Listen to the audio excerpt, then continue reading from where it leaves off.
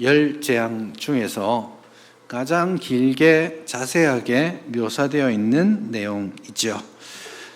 이제 세 번째 마지막 사이클로 왔습니다. 첫 번째부터 세 번째까지가 첫 번째 사이클이었고, 네 번째부터 여섯 번째가 두 번째였고요. 이제 세 번째 사이클의 시작이 일곱 번째 재앙인 이 우박 재앙으로 시작됩니다. 그래서 오늘 본문 13절을 보시면 이제 사이클의 첫 시작을 알리는 표현들이 나오죠. 아침에 일찍 일어나 바로 앞에 서서 그에게 말하라는 그런 하나님의 말씀이 있고요.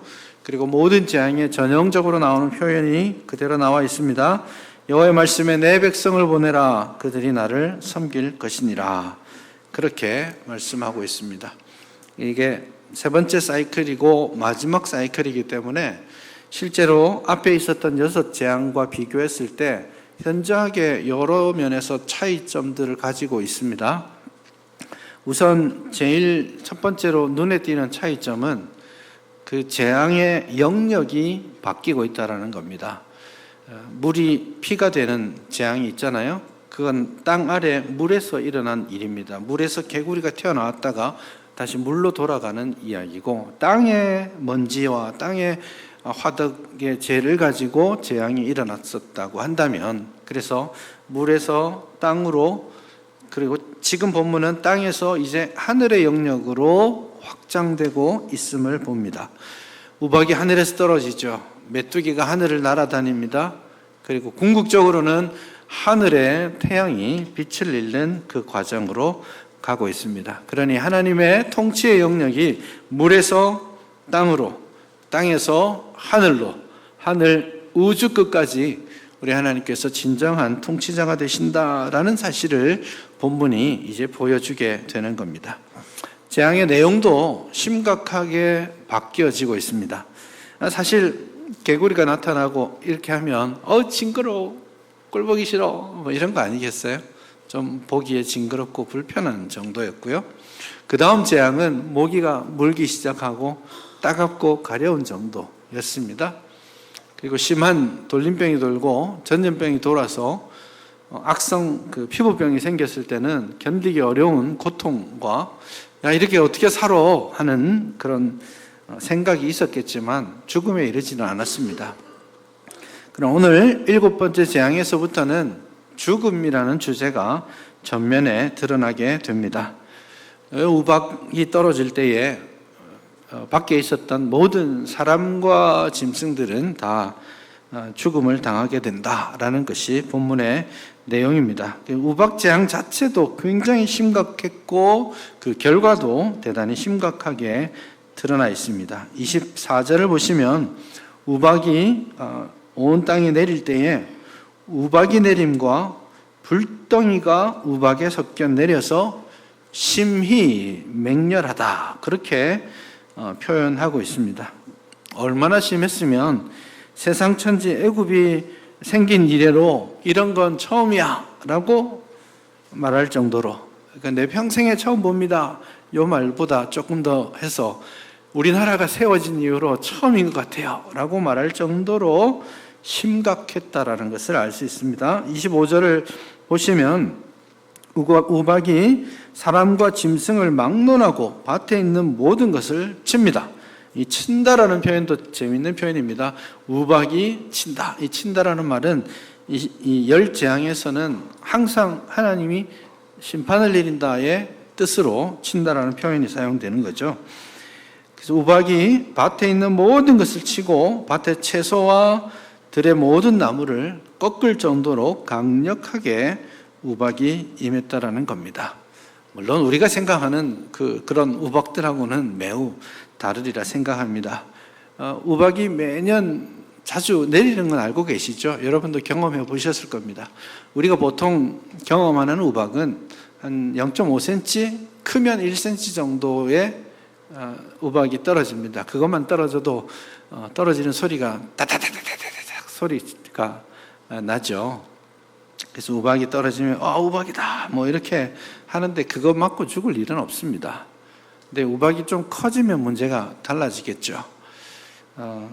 작년에 우리나라에 달걀만한 우박이 떨어졌습니다. 충청도에서.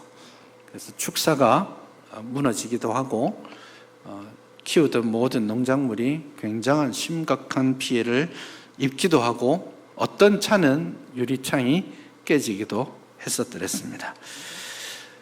이틀 전에 일본에서 우박이 떨어졌는데 골프공보다 큰 게 떨어졌답니다. 영상으로도 지금 남아 있습니다. 맞으면 곤란하겠죠. 아마 물론 그거 맞는다고 죽진 않을 것 같고요. 맞으면 멍이 들고 실제로 차 유리가 깨지기도 하고 본닛이 휘어지기도 하고 그런 일이 있을 겁니다. 19세기 말에 인도에서 큰 우박이 떨어진 적이 있습니다. 사과만한 우박이 떨어졌습니다. 그래서 그 우박에 맞아서 246명이 죽임을 당했고 1600마리의 소와 양과 염소가 죽었다고 합니다. 심각한 재난이죠. 갈수록 이 기후재난이 커지기 때문에 우박이 많은 손해를 주기도 합니다. 잠깐 떨어지는 거지만 그 심각성이 굉장히 크다라는 거죠.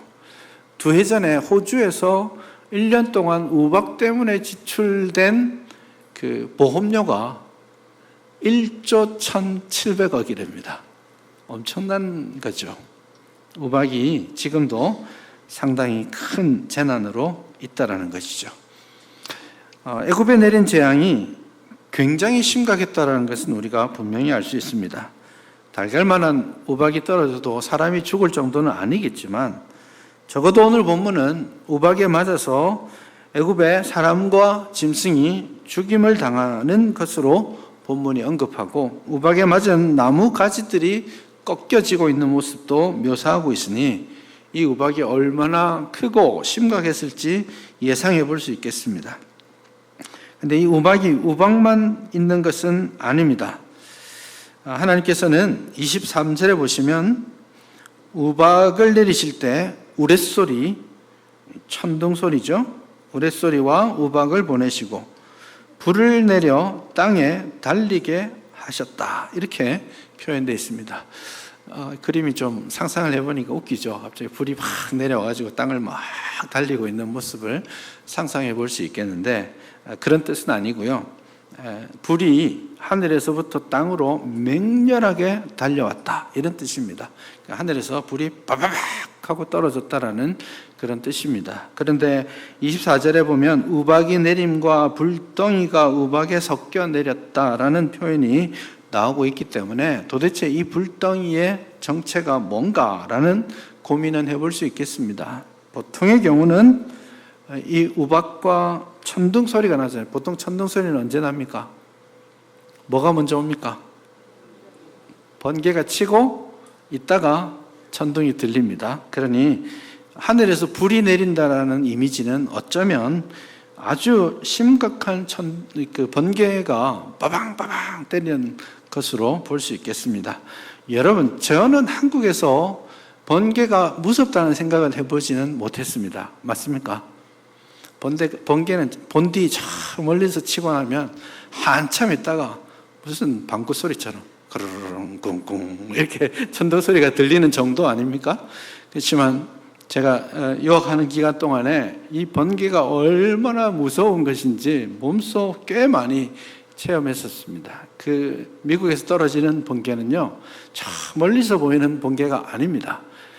여러분, 번개 소리와 번개의 빛과 천둥 소리가 동시에 보이고 들리는 경험을 해보십시오. 번개가 우르릉 쾅쾅 하고 천둥 소리가 나는 게 아닙니다. 그냥 빛이 딱 오는데 빡 소리가 납니다. 그리고 정신 차려 보면 옆에 있던 큰 50년, 60년 된 나무가 쓰러져 있는 그런 것들을 바로 옆에서 봅니다. 그리고 그 번개가 계속 치면 야, 이러다가 진짜 죽을 수도 있겠구나. 나한테 떨어지는 수가 있겠구나. 이런 큰 두려움들이 몰려옵니다. 그들 거대한 우박이 떨어지고 하늘의 번개가 우르릉 쾅쾅 막 주변을 치고 있는 그 상황이 지속된다고 생각해 보십시오. 이 심판이 단순히 사람이 죽고 또 농작물이 망쳐지는 차원에서 끝나는 것이 아니라 마음에 엄청난 두려움을 가져오게 했을 겁니다. 생각해 보십시오. 이 우박의 심각성은 거기서 끝나는 게 아니고 이 우박은 하나님께서 내리신 재앙이기 때문에 모세가 손을 하늘로 펼쳐서 지팡이를 하늘로 펼쳤을 때에 우박이 시작되었고요. 불덩이가 쏟아지기 시작합니다. 그런데 이것이 우리가 경험하는 것처럼 30초, 1분, 2분 내리다가 끝나는 것이 아니고 몇 시간이 지나도록 모세가 다시 나가서 손을 펼 때까지 그 엄청난 재난이 계속되고 있는 겁니다. 이건 정말 나라가 망했구나, 이러다가 우리 모두가 끝장나겠구나 하는 깊은 두려움이 여기에 오게 되는 것이죠. 근데 이걸 보는 구약시대 사람들은 하나님께서 지금 애굽에 맹렬한 심판을 내리신다라는 것을 알았을 겁니다. 왜냐하면 구약 성경의 여러 곳에서 우박은 하나님의 심판과 연결되어 있습니다. 하나님이 직접 행하시는 심판과 연결되어 있죠. 여호수아 10장에 보시면 여호수아와 남방연합군들이 기브온을 두고 전쟁을 합니다. 그 전쟁을 하는 그 가운데 하나님께서 그 전쟁에 개입하셔서 승리하게 되는데 10장 11절을 보시면 이스라엘 백성들이 쳐서 죽인 가나안 백성들보다 우박에 맞아 죽은 자들이 더 많았다, 그렇게 표현하고 있죠. 그러니 하나님께서 하늘로부터 무거운 우박을 내리시는 것은 하나님께서 온 천하의 주인으로서 당신의 뜻과 당신의 심판을 행하시는 명백한 장치라는 겁니다. 그런데 여기서 우리가 7번째 재앙에서 좀 더 생각해 볼 수 있는 것은 처음으로 하나님께서 미리 경고하시고 피할 길을 주신다라는 겁니다. 이건 사실은 맞으면 죽을 수 있는 거기 때문에 미리 말씀해 주십니다. 내일 이맘때가 되면 18절입니다. 내일 이맘때에 무거운 우박을 내릴 것이다. 그러니 사람을 보내어서 가축이든 들에 있는 사람이든지 다 모아서 집으로 실내로 들여라.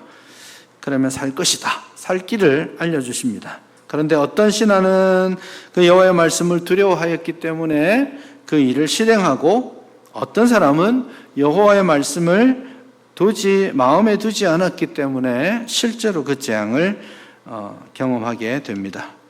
죽음에서 면할 길들을 하나님께서 보여주시는 것이죠. 하나님의 말씀을 두려워하는 자들은 그 종과 가축을 집으로 피하여 드렸다라는 말이 중요한 하나의 변화일 수는 있겠지만, 그럼 이 바로의 신하들 중에 이 일부 사람들은 하나님을 믿었단 말인가? 라는 질문은 해볼 수 있겠습니다.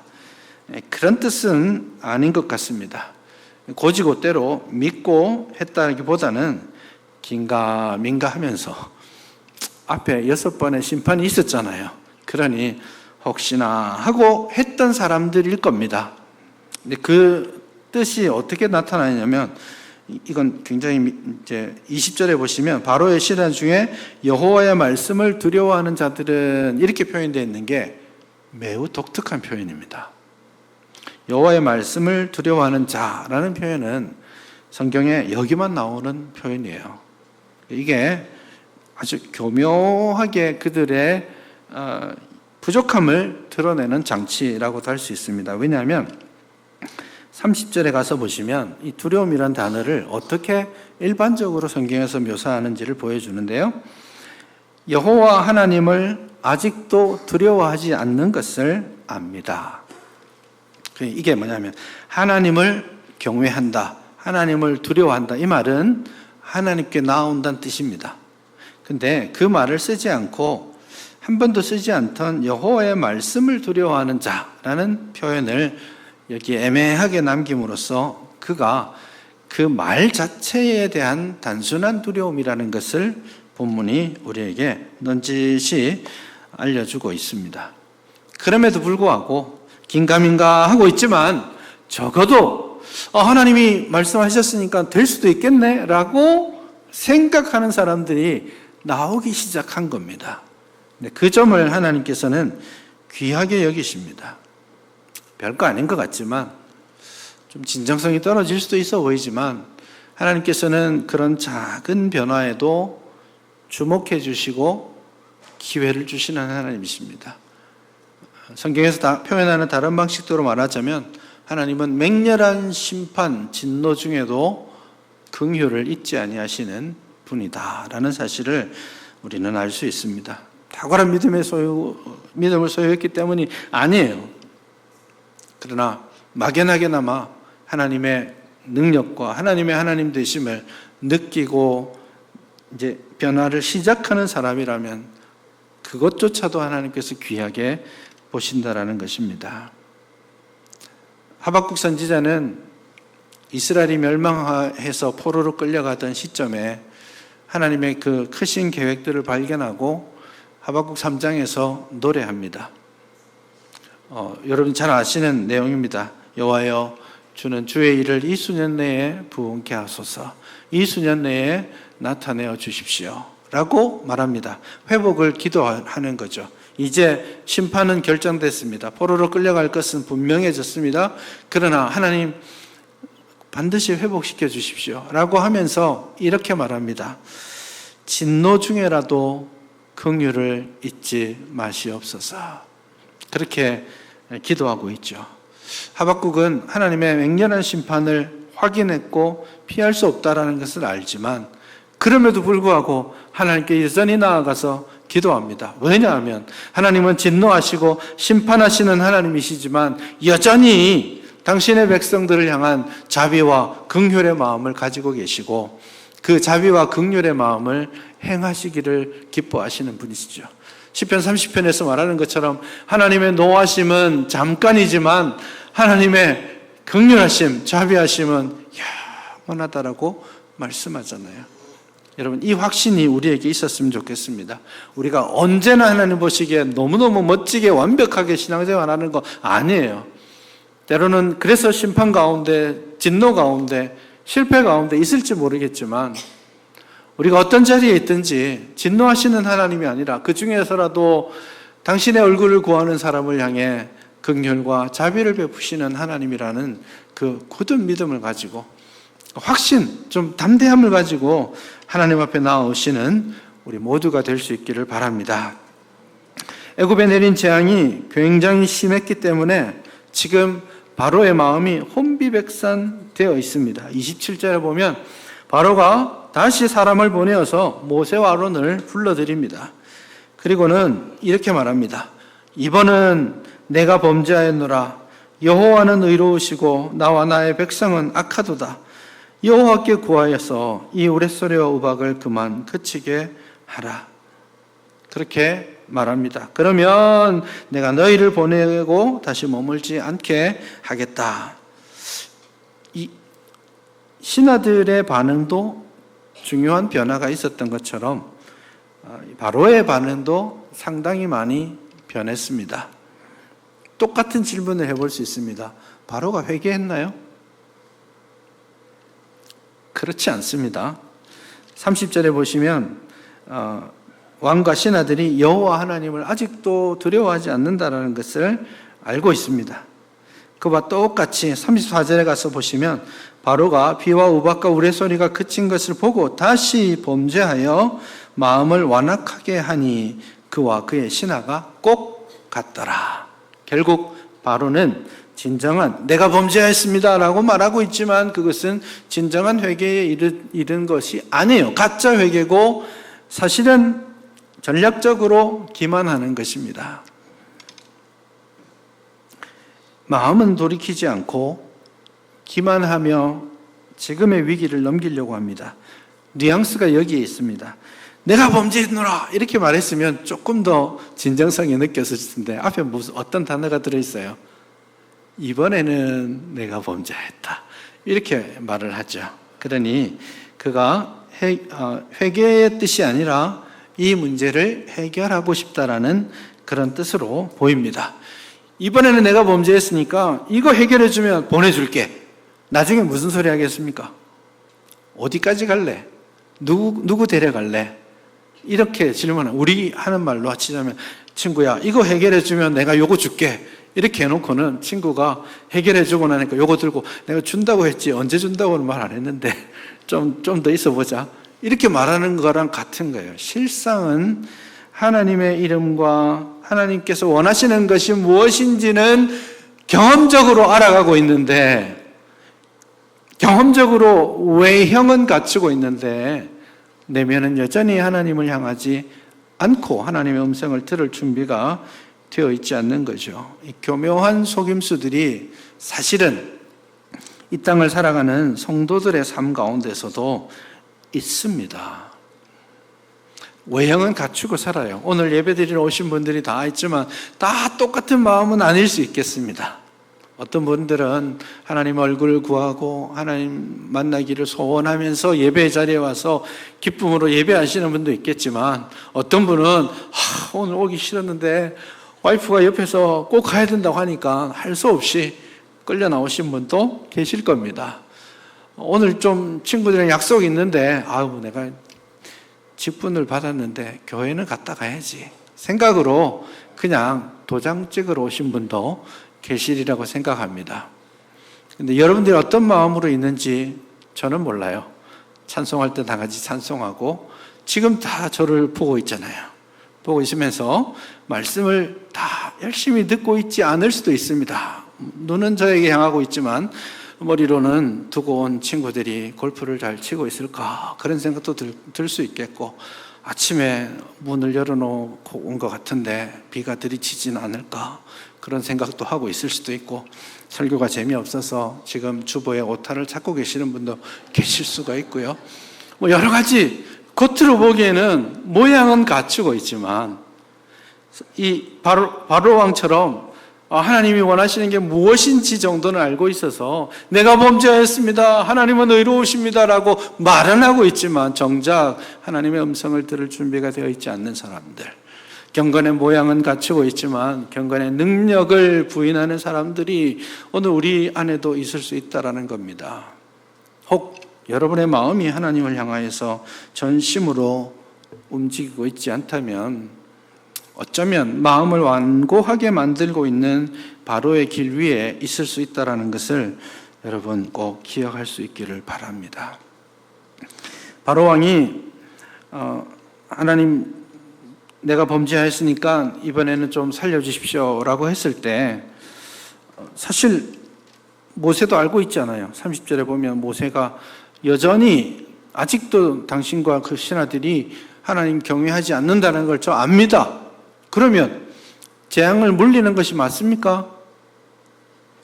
그럼에도 불구하고 하나님께서는 모세를 통해 이 재앙이 물러가게 하십니다. 왜냐하면 이 재앙의 목적이 단순하게 이집트의 왕과 신하들의 회개에 그치는 것이 아니기 때문에 이 재앙의 궁극적인 목적, 이 재앙의 영역이 어디까지 확장된 거예요? 하늘의 영역까지 확장되었죠. 그래서 이 하늘의 영역에 있어서도 하나님께서 진정한 참 하나님이라는 사실을 알려주기를 원해요. 여러분, 여전히 이집트 사람들의 세계관 안에서는 영역별로 신들이 있다라고 말씀드렸죠. 하늘에는 하늘의 신이 있고 땅에는 땅의 신이 있습니다. 물에는 물의 신이 있습니다. 근데 하나님께서 물의 신들을 격퇴하십니다. 이야, 하나님 물에서는 세시네? 하나님께서 땅의 신을 격퇴하십니다. 하나님이 물도 아닌데 땅에서도 이기네? 이렇게 느끼시는 거예요. 그러면 하늘의 영역으로 올라갔을 때 하늘의 신들이 있겠죠. 폭풍을 관장하는 폭풍의 신이 있어요. 토트라는 신이 있습니다.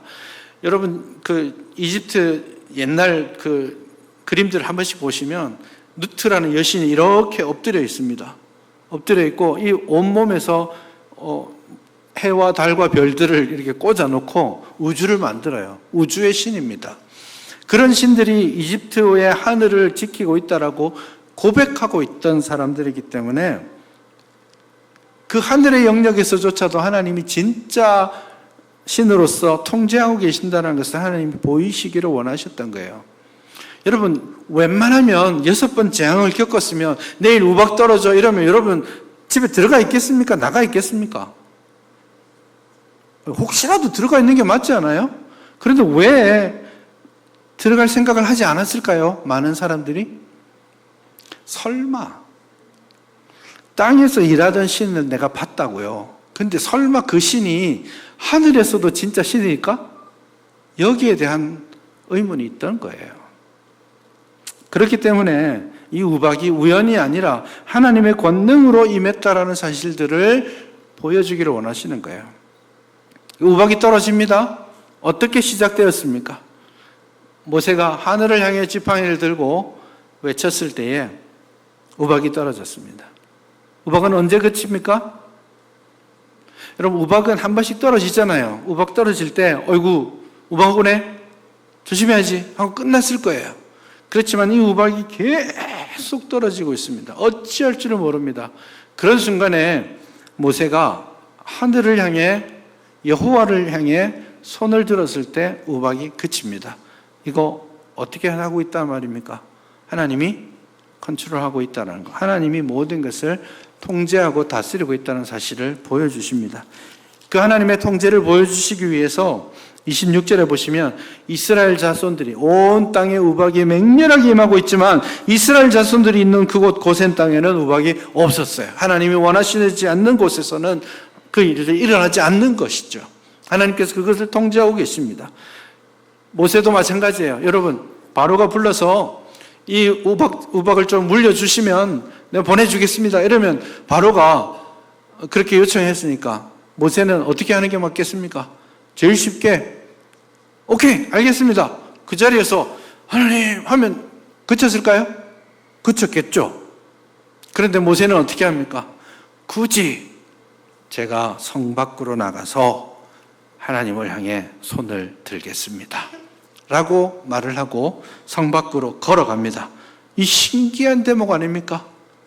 지금 성 밖에 뭐가 떨어지고 있어요? 우박이 떨어지고 있잖아요. 불꽃이 튀고 있습니다. 사람들은 모두 두려움 가운데, 살아있는 사람들은 모두 성 안으로, 집 안으로 다 도망쳤어요. 그리고 바깥을 보고 있어요. 언제 그치려나 하고 있는데 모세와 아론이 밖으로 걸어 나가는 거예요. 사람들이 무슨 생각했겠습니까?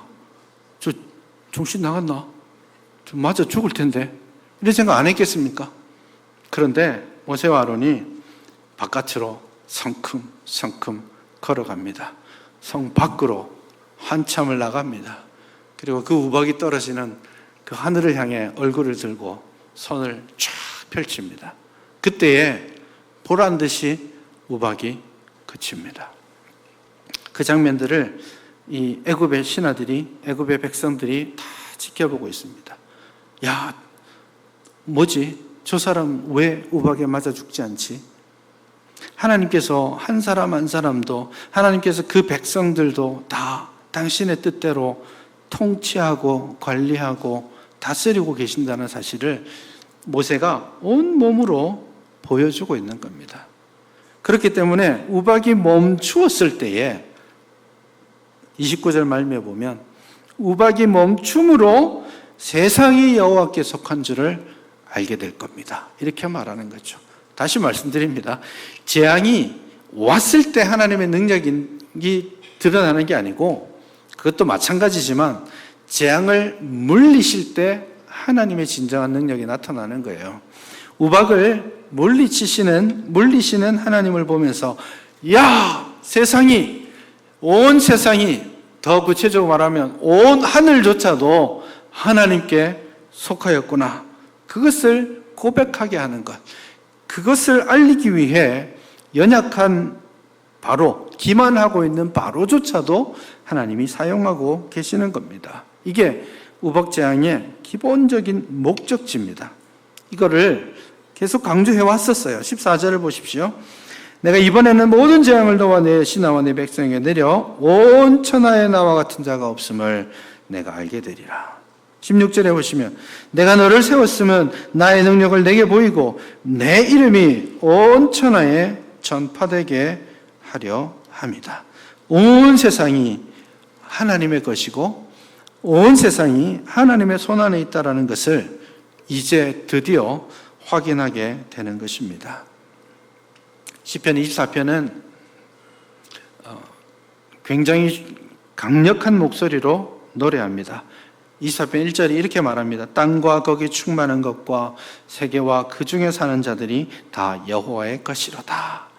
요거는 한국말로 번역해서 이렇게 딱 나와 있는 건데, 원래 원문의 의미를 더 좀 뉘앙스를 살려서 제가 새롭게 표현을 해보자면 이겁니다.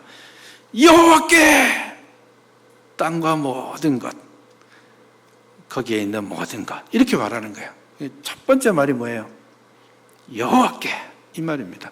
여호와께 속하였다, 이것도 아니에요. 외칩니다. 여호와께 하고 외치고, 땅과 거기 충만한 모든 것과 세계와 그곳에 사는 모든 것, 오직 여호와 하나님께서 주권자이심을 그렇게 노래하고 있는 것입니다. 여러분, 온 세상이 하나님께 속한 것임을 믿으십니까? 거기에 여러분의 삶의 모든 순간도 포함되어 있다는 것을 믿으십니까?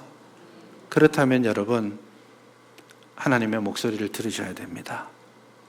히브리서 3장은 이 광야 생활을 하면서 하나님의 그 기적과 능력을 본 이스라엘 백성들이 그 마음을 완고하게 했던 것을 되새기면서 우리에게 너희가 여호와의 말씀을, 음성을 듣거든 그분의 말씀을 좀 들어라, 마음을 완고하게 하지 말아라, 그렇게 우리에게 말씀하고 있습니다.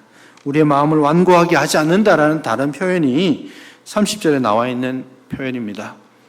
여호와를 두려워하는 것. 다른 말로 표현하면 여호와를 경외하는 것. 더 정확하게 표현하자면 여호와를 무겁게 여기는 것. 하나님을 무겁게 여기셔야 돼요. 그러면 어떻게 되겠습니까? 하나님 말씀하시는 것이 무겁게 여겨지는 겁니다. 해도 되고 안 해도 되는 게 아니라 태산같이 무거운 하나님의 말씀이 되는 거예요. 그게 하나님을 경외하는 것이고, 그것이 내 마음을 완고하게 하지 않는 것입니다. 이 심판 여기 끝나는 거 아니에요. 요한계시록 16장에서 마지막 시대 마지막 심판을 묘사할 때 이 우박 재앙을 가지고 가서 묘사합니다. 16장 17절 이하에 가서 보시면 마지막 천사가, 일곱 번째 천사가 마지막 대접을 하늘에 쏟습니다. 심판을 하늘을 향해 쏟으니까 하늘에서 우르릉 쾅쾅쾅쾅 천둥과 번개 소리가 나고, 21절에 가서 보시면 1달란트가 되는, 무게가 1달란트 되는 우박이 하늘에서 떨어집니다. 우리 이제 사과만한 우박에 산이 중리했는데 1달란트는 34kg예요. 이거는 맞으면 즉사할 만한 크기인데, 마지막 재앙이 이 일곱 번째 재앙처럼 쏟아지는 겁니다. 근데 마지막 재앙에 대한 불신자들이 반응이 어떤지 아십니까? 하나님 앞에 심판받을 자의 반응은 그 마지막 재앙을 보고 16장 21절 말미에 보면 여호와 하나님을 비방합니다. 하나님의 능력과 하나님의 통치가 나타났을 때에 마음을 완고하게 하지 않고 회개하고 복종해야 되는데 하나님을 비방합니다. 이게 심판받을 마음인 거예요. 우리의 마음을 완고하게 하지 않기를 바랍니다. 마지막 심판의 순간에까지 하나님께서 우리에게 베푸시는 그 능력을 그대로 받고 하나님을 경외하고, 온 세상에 하나님 한 분만이 참 신이라는 사실을, 온 세상에 하나님 한 분만이 참 주인이라는 사실을 고백하고 선포하고 알리는 저와 여러분 될 수 있기를 바랍니다.